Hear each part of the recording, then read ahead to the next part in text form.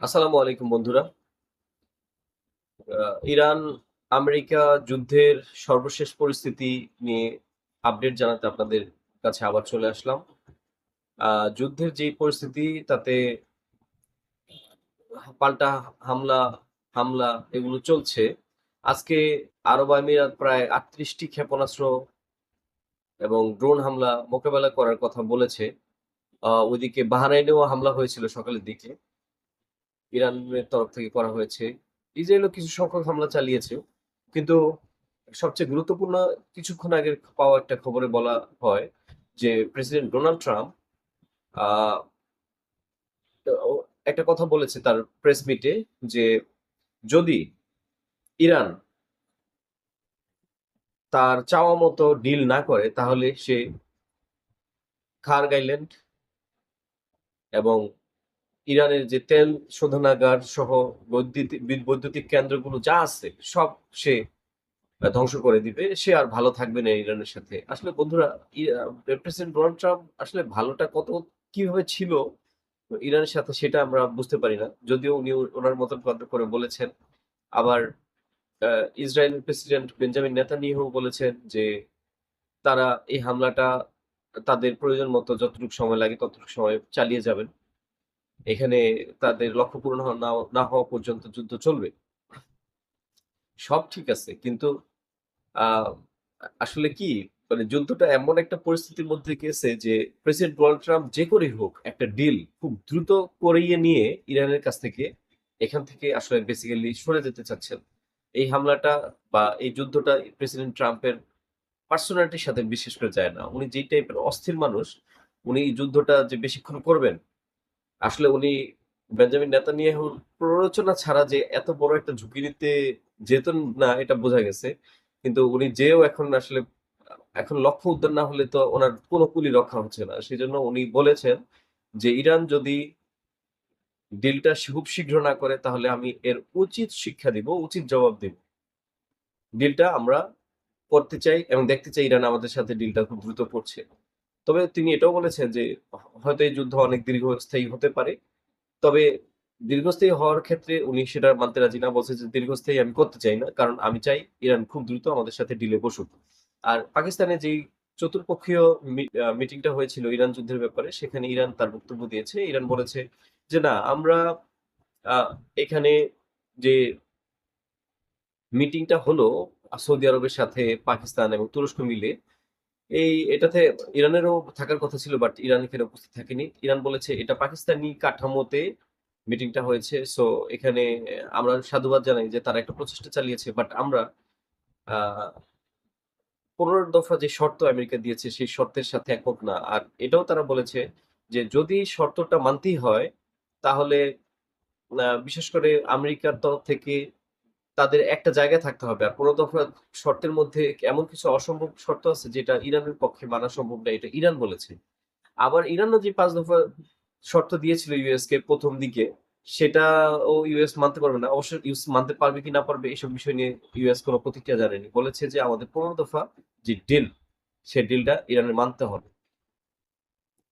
এখন আ স Iran America কিন্তু এর মধ্যে তার অনেকগুলো ক্ষেপণাস্ত্র, প্রতিরক্ষা ব্যবস্থা, বিমান বিধ্বংসী প্রতিরক্ষা ব্যবস্থা, তারপরে আপনার যুদ্ধ জাহাজ, আ তারপরে এখানে আ তার বেস ক্যাম্পে অনেক হামলা। এগুলো সবই ক্ষতিগুলো হয়েছে। কিন্তু রিসেন্টলি আ 3 সেন্ট্রি একটা রাডার বিমান, সেটা ছোট আকারের রাডার বিমান যেটা দিয়ে অনেকটা উড়ন্ত রাডারের কাজ করে এবং ইসরায়েলের ক্ষেপণাস্ত্রগুলোকে খুব সহজেই সেটা দূর থেকে ইরানি ক্ষেপণাস্ত্রগুলোকে ডিটেক্ট করতে পারে। সেই ধরনের একটি বিমান গত কালকে ভূপাতিত করেছে ইরান। এর ফলে ইরান তাদের একটা খুব দামি একটা বিমান। এই বিমানটা সাধারণত অন্যান্য দেশের নেই, এই টাইপের বিমান। কিন্তু এই ক্ষতিটা তাদের জন্য আসলেই বড় হয়ে দাঁড়িয়েছে এখানে। ওই ইরানি মিসাইল গুলোকে ডিটেক্ট করার ক্ষেত্রে। তো যুদ্ধ আসলে যতই ক্ষতি হোক আর যাই হোক এখনো আ ইরানি আপার হ্যান্ড এ আছে। কারণ সে হরমুজ প্রণালীর যেই হরমুজ প্রণালীর যেই স্ট্রেইট অফ হরমুজ যেটা তেলের 20% তেল এখান দিয়ে যায়, সেটার কন্ট্রোলে এখনো যেহেতু তারা আছে। আসলে ট্রাম্প যেটা বলছেন যে ইরান যদি খুব দ্রুত সময়ের মধ্যে ডিল না করে এবং হরমুজ প্রণালী তাদের হাতে তুলে না দেয়, তাহলে ইরানকে এত খারাপ প্রতিফল ভোগ করতে হবে যে সেটা ইরান কল্পনাও করতে পারেনি। আর ইরানকে ধ্বংস করে দিবে। ইরানের যত বৈদ্যুতিক কেন্দ্র আছে, যত তেল শোধনাগার আছে, খার গাইলেন সহ সবকিছু ধ্বংস করে ফেলবে। ডোনাল্ড ট্রাম্প কিভাবে বলতে পারে আপনারা তো জানেনই। আর নতুন করে আর কি স্টাইলটা তো বুঝেন যে কিভাবে সে বলতে পারে। ওদিকে নেতানিয়াহু তার সে খুব একটা প্রেস মিটে আসছেন না এখন, কিন্তু উনি খুব সুনির্দিষ্টভাবে তার লক্ষ্য পূরণের জন্য চেষ্টা চালিয়ে যাচ্ছেন, কাজ চালিয়ে যাচ্ছেন। আর তুরস্ক এখানে অ্যাকচুয়ালি তুরস্ক ন্যাটোর একটি সদস্য দেশ।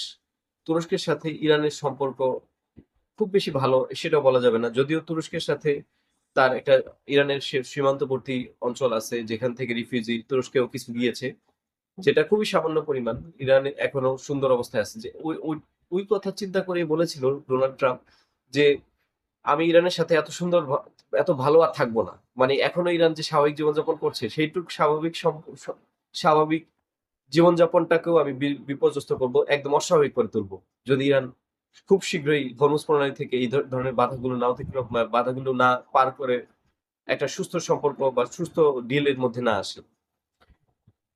হুতিরা ইদানিং দু একদিনের মধ্যে আর কোনো কিছু করেনি। হুতিদের দু একটা মিসাইল ছুড়েছিল গত কালকে পরশু। এখন আবার বোঝা যাচ্ছে যে তারা একটু চুপচাপ আছে।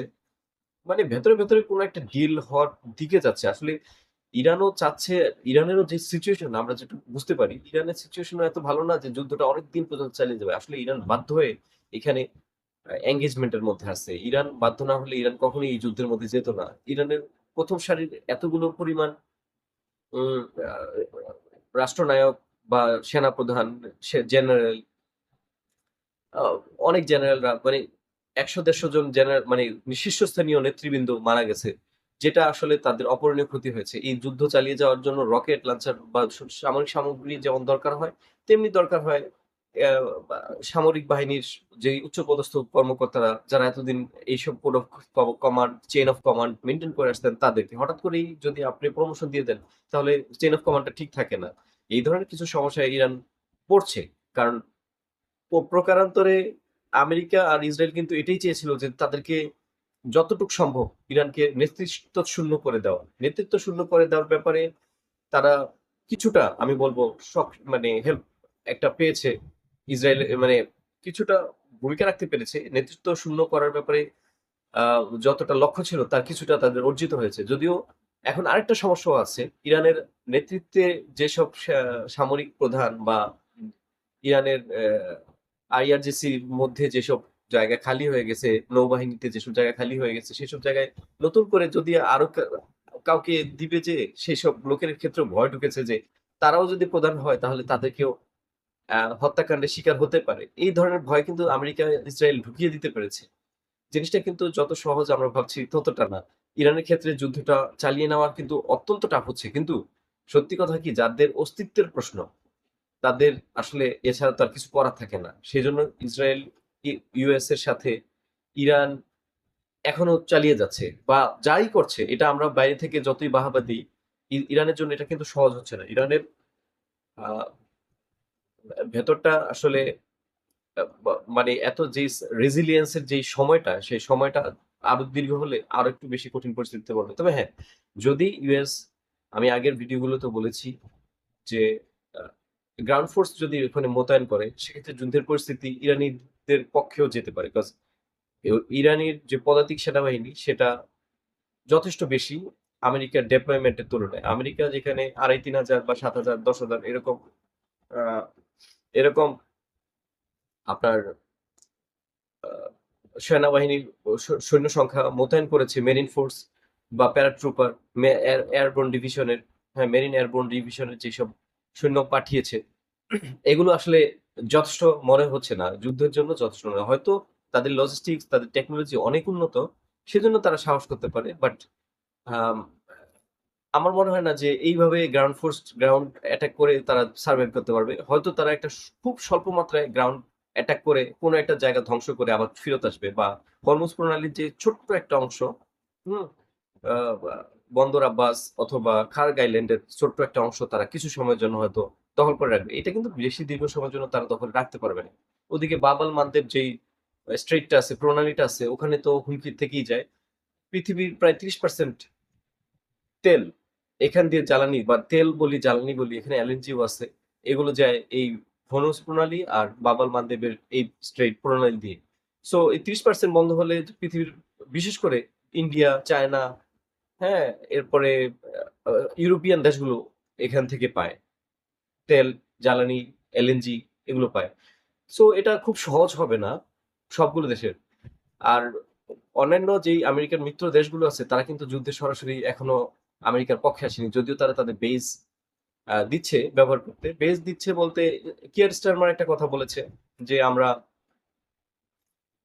বেসটা দিয়েছি, বাট আমরা চাচ্ছি না যে ইরানের সাথে সরাসরি কোন যুদ্ধে যেতে। যদিও এগুলো ব্রিটিশ কথাবার্তা, তারা পরিপূর্ণভাবে আছে, কিন্তু তারা যুদ্ধের মধ্যে রাজনৈতিকভাবে যেন আহ, তার তার দল ইউকে তে কোণঠাসা অবস্থায় না যায়, সেজন্য একটা জনগণকে বোঝানোর চেষ্টা করছে যে না, আমরা যুদ্ধে নাই। এটা ইরানকে ভয় পেয়ে না, এটা এটা তারা তাদের জনগণ বা তাদের ভোট ব্যাংকের কথা চিন্তা করে তারা ভাবছে যে না, আমরা যুদ্ধে নাই, আমরা যুদ্ধে যাব না, আমরা ইয়ে, এই এই যুদ্ধটা আমাদের না। এটা তারা স্টেটমেন্ট দিয়েছে কিয়ার স্টারমার আজকে। বাট সবাই কথাই বলছে, but everybody is in the circle, এখানে সবাই আছে এখানে।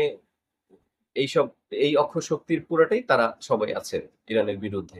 আর ওদিকে চায়না, রাশিয়া তাদের স্বার্থ অনুযায়ী তারা কাজ করছে। চায়না সাধারণত একটু রক্ষণশীল জাতি, তারা বিজনেসটা ভালো বোঝে, তারা বিজনেসটা নিয়ে ব্যস্ত। তাদের বিজনেসের সাথে সংশ্লিষ্ট কোনো এর চেয়ে বেশি কিছু ইরানের জন্য হয়তো তারা করবে না। আর পুতিন তো তার নিজের যুদ্ধে জড়িত। হয়তো এমন হতে পারে যে পুতিনকে ওই যুদ্ধে জড়িয়ে রাখা বা পুরাটাই কিন্তু অনেক বছরের একটা মাস্টার প্ল্যান হতে পারে ইসরায়েল আমেরিকার। হ্যাঁ, যাতে ইরানকে অ্যাটাক করলে এই অবস্থাতে যেন ইরান কারোর সাহায্যই না পায়। এবং এরপরে ইরানের যে প্রক্সি বাহিনীগুলো আছে, যেসব মার্সেনারি ফোর্স গুলো আছে বিভিন্ন জায়গায়, হিজবুল্লাহ, আহ, আপনার লেবাননে, তারপরে সিরিয়াতে, ইয়েমেনে হুতি, সব জায়গায় কিন্তু সবাইকে প্রায় কোণঠাসা করা অবস্থায় আছে। সিরিয়াতে বাশার আল আসাদের সরকার পতন হওয়ার পরে ওখানে কিন্তু ইরানের পক্ষীয় যে শক্তিটা আছে সেটা বিলুপ্ত হয়ে গেছে বলা চলে। আসলে আহ, যুদ্ধের যে সিচুয়েশন এখন আছে এই অবস্থাতে আমরা বলতেই পারি যে আহ, যুদ্ধটা আসলে সমানে সমানে হচ্ছে না। ইরান এখানে যুদ্ধের কৌশলগত কারণে আপার হ্যান্ডে আছে, কিন্তু অর্থনৈতিক এবং অন্যান্য চাপের যে চাপ এবং সামরিক যে চাপ সৃষ্টি করেছে আমেরিকা, ইসরায়েল, সেটা কিন্তু প্রচন্ড চাপ ইরান সহ্য করছে। ইরানের এই রেজিলিয়েন্সটা আসলে চিন্তার চেয়েও বেশি। আমরা যতটা ভাবছি তার চেয়ে অনেক বেশি তারা পারছে টিকে থাকতে। এটা কিন্তু একটা চারটিখানি কথা না যে ইউএস এন্ড ইসরায়েল এলাই এদের বিরুদ্ধে এতদিন ধরে টিকে থাকা, এটা খুবই কঠিন। এবং ইরানের মতন এত অর্থনীতিতে পর্যদুস্ত একটা বিপন্ন জাতি, যেটা তাদের শুধুমাত্র ঐতিহাসিক ভিত্তি আছে এবং বৈজ্ঞানিক ভিত্তি আছে, তাদের তেল আছে, এই সব কিছুর কারণে তারা মানুষ হিসেবে একটু চিন্তা চেতনায় ওই অঞ্চলে উচ্চমার্গীয় বলা চলে। এইসব কারণে তারা তাদের প্ল্যান, অল্পতেই যেই প্ল্যানটা করেছে, এইসব মানে তিন তৃতীয় মাত্রার প্ল্যান, এই তৃতীয় মাত্রার প্ল্যানের কারণে আসলে তারা টিকে গেছে। কত সময় ধরে টিকে থাকবে সেটা বলার জন্য আমি আপনাদের পাশেই আছি, সেটা দেখতে পাবো। আসলে আমিও বলতে পারবো না ভবিষ্যৎ কি, তবে ভবিষ্যৎ এটুকুই বলা যায় যে এখানে একটা ডিল হবে। ডিল হবে, হয়তো রেজিমটা চেঞ্জ হবে না, রেজিম ওখানেই থাকবে, কিন্তু ডিলটা আমেরিকার পক্ষে হবে। আর ইরানকে কিছুটা ছাড় দিয়ে যে রেজিমটা টিকে থাকবে, ইরানকে কিছুটা ছাড় দিতে হবে এখানে। আর পারমাণবিক যে সমৃদ্ধকরণ প্রজেক্ট, সেটা ওই ডিলের মধ্যে কিভাবে দেখা হয় সেটা আসলে এটাও সময়ের অপেক্ষা আছে, ওটাও দেখার বিষয় আছে। আমি বলতে পারি যে অনেক বিষয় যদি ইরান কোনো কারণে এখানে আটকা পড়ে যায়, তাহলে ইরানের আহ, এত বছরের যে রেজিলিয়েন্স সেটা এখানে থমকে যাবে। তবে রেজিমটা চেঞ্জ হবে না, রেজিমটা আগেরই থাকবে। রেজিম ঠিক রেখে সে তার যদি ডিলটা কমপ্লিট করতে পারে, ওই অর্থে ওই ক্ষেত্রে ইরান এইভাবে একটা স্যাক্রিফাইস করতে পারে। আসলে কি ইরান বলেন, সৌদি আরব বলেন, আমেরিকা বলেন, ইসরায়েল বলেন, সবাই কিন্তু যারা প্রশাসন বা অথরাইজড অথরিটির মধ্যে থাকে তারা সবাই চায় তার ক্ষমতাটা টিকে থাকুক। দেশ অবশ্যই আগে, সেটা লোকদেরকে দেখানোর জন্য সবাই বলে যে আমার দেশের জন্য আমি করছি। অ্যাকচুয়ালি সেটা তো সবাই করে। তবে হ্যাঁ, ইরান এই মুহূর্তে অস্তিত্বের লড়াইয়ে আছে এবং কি ইরান চাচ্ছে যে দেশটা আগে থাকুক। কিন্তু সবার আগে কিন্তু রেজিম, সবার আগে কিন্তু যারা ক্ষমতা নিয়ে থাকে তারা তাদের ক্ষমতার কথাই ভাবে। আমি এটা বলে অবশ্যই ইরানিয়ানদেরকে ছোট করছি না। তারা আক্রান্ত, তারা আক্রমণের শিকার হয়েছে।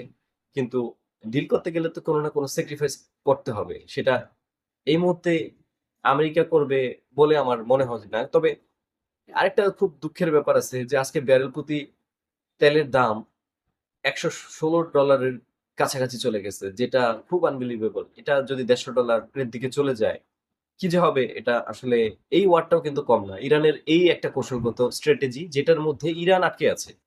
এই কৌশলের জন্য ইরান আসলে এখনো টিকে আছে।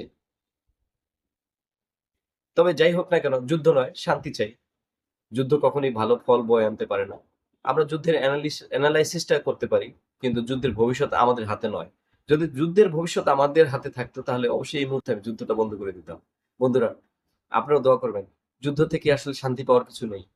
যারা যেখানে যেভাবে এখন শুনছেন আমার কথা, তাদেরও আমি চাইবো যে সব পৃথিবীর কল্যাণের জন্য আমরা সবাই যেন দোয়া করি। আসলে সবশেষে আমাদের সভ্যতা কিন্তু মানব সভ্যতা। এই সভ্যতাটা আমরা যদি ধ্বংস করে ফেলি, তাহলে পৃথিবীতে অস্তিত্বহীন হয়ে যাবে মানুষই। এটা কি আসলে আমাদের কাম্য? কখনই হতে পারে না, তাই না? সবাই আমার সাথে থাকবেন। আর আপনাদের আমার এই অল্প সময়ে আপনাদের যেই অংশগ্রহণ আমার সাথে, তা আমাকে সত্যিই আনন্দ দেয়। খুব কম সংখ্যক হলেও আমি অনেক স্বপ্ন দেখছি যে না, আমাকে আপনারা সাপোর্ট করছেন। আমি এগিয়ে যেতে পারবো। এটা শুধুমাত্রই আমার আপনাদের সঙ্গ পাওয়ার নিমিত্তে করা। আশা করছি পাশে থাকবেন। ধন্যবাদ। সাবস্ক্রাইব করবেন, লাইক দিবেন, কমেন্ট করবেন। ভালো থাকবেন। আসসালামু আলাইকুম।